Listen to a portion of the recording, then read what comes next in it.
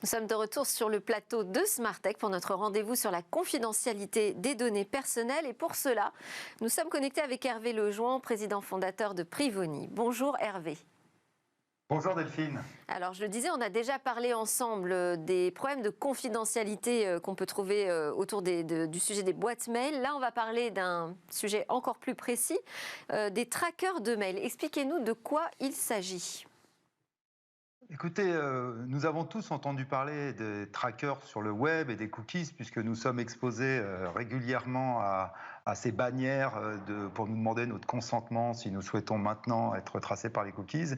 Mais par contre, ce dont nous ne sommes pas conscients, c'est qu'il y a le même genre de technologie en fait dans les courriels que nous recevons tous les jours, courriels envoyés par des sociétés. Alors bien entendu, ça ne concerne pas les courriels que nous nous envoyons, je dirais, de personne à personne.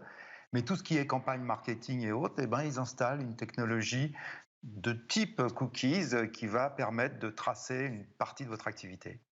Et alors comment justement arrivent-ils jusqu'à notre boîte de réception, ces trackers ? En fait, ils sont insérés dans le contenu du courriel, puisque vous avez vu que les contenus du courriel sont assez riches, hein. Il y a des images, il y a de la couleur, enfin voilà, c'est vraiment du marketing. Et ils sont insérés sous forme de pixels. On appelle ça un pixel espion. D'ailleurs, ça porte un nom spy pixel en anglais. C'est révélateur. Et c'est un pixel. En fait, c'est une image d'un pixel sur un pixel, donc une toute petite image qui est insérée dans le code du courriel et qui va permettre effectivement au moment de vous télécharger l'email, de regarder tout un tas de données qui vous concernent en termes de si vous l'avez ouvert, le temps que vous avez passé à le faire, à le lire, et puis bien sûr, ce sera lié au lien. Donc c'est une image d'un pixel sur un pixel qui est inséré, bien sûr invisible à l'œil nu, c'est pas une image au sens visible, et donc si vous voulez le savoir, vous devez aller dans le code source de l'email pour vous rendre compte qu'il y a ce pixel d'installé. Il n'y a aucun moyen de reconnaître un email qui embarque un tracker ou non? À part aller dans le code source, non. Alors si vous aurez des moyens, si jamais par exemple vous allez recevoir un email qui est proche de ce que vous avez reçu, mais un peu plus personnalisé.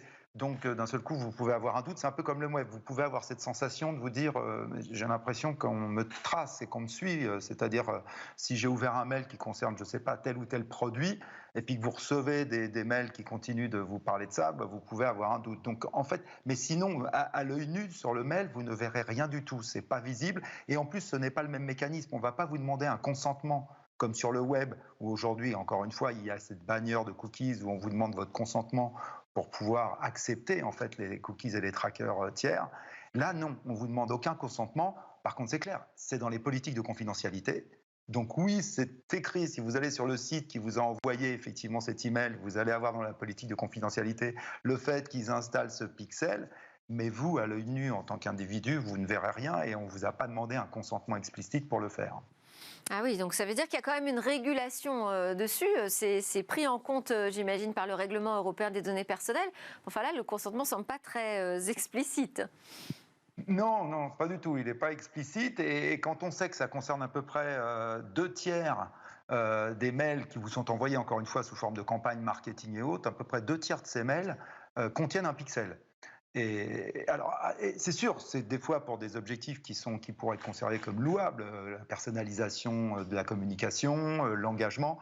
Mais typiquement, on va quand même suivre de quel device, enfin de quel équipement sur lequel vous l'avez lu. C'est-à-dire, on va savoir si c'est un Mac, un PC, votre téléphone Android ou iOS, la résolution de votre écran. Enfin, il collecte un certain nombre de données. L'adresse IP. L'adresse IP, donc qui permet quand même l'adresse IP d'avoir une approximation de votre localisation. Donc tout ça est collecté en fait par ce pixel qui va quand même faire des choses, collecter des données à votre insu finalement, sans que vous en soyez réellement conscient. Encore une fois, à des fins de personnalisation, de mieux vous connaître. Et ces données peuvent être liées d'ailleurs à ce qui se passe sur le web. C'est-à-dire que si jamais vous cliquez en plus sur un lien dans un de ces mails, là, c'est sûr que vous êtes à la fois tracé sur le mail, sur le web, et vous allez être suivi par la marque qui va faire le lien d'où vous venez, bien entendu, et de l'email, et qui pourra, encore une fois, vous recibler à la fois par email, à la fois éventuellement par de la publicité en ligne, parce que les deux peuvent être connectés en termes de ciblage. Grosse activité, ces trackers de mail. Comment est-ce qu'on fait pour éviter d'en recevoir, alors, pour ne pas en avoir dans sa boîte de réception? Vous avez différents moyens de le faire aujourd'hui, c'est-à-dire on va dire les outils classiques de gestion de messagerie comme Gmail, Outlook, la boîte mail d'Apple vont vous permettre dans les préférences, par contre il faut aller les chercher, dans les préférences de ne pas télécharger les images. Alors un des problèmes de cela, c'est qu'effectivement à partir du moment où vous dites de ne pas télécharger les images, il ne va pas vous télécharger toutes les images. Donc ce n'est pas seulement le pixel qui ne va pas télécharger, mais toutes les images, y compris celles qui sont des images normales dans les mails. Et d'ailleurs c'est ce que vous voyez souvent dans Gmail, quand vous allez, si vous recevez des fois des mails qui sont suspicieux, Gmail va vous supprimer justement les images. Vous voyez un petit carré au milieu et vous voyez rien d'autre parce que Gmail justement a bloqué toutes les images parce qu'il a considéré que l'email était suspicieux, donc il sait qu'il y a probablement des trackers, donc il bloque toutes les images.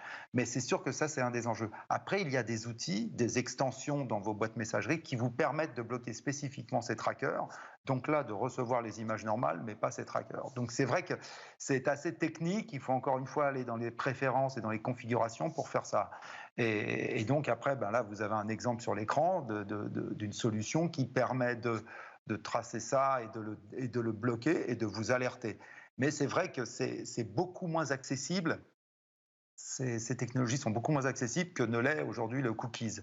Il faut être plutôt un expert pour être au courant de ce qui se passe et comment ça se passe. Il y a un enjeu de régulation, vous pensez là-dessus?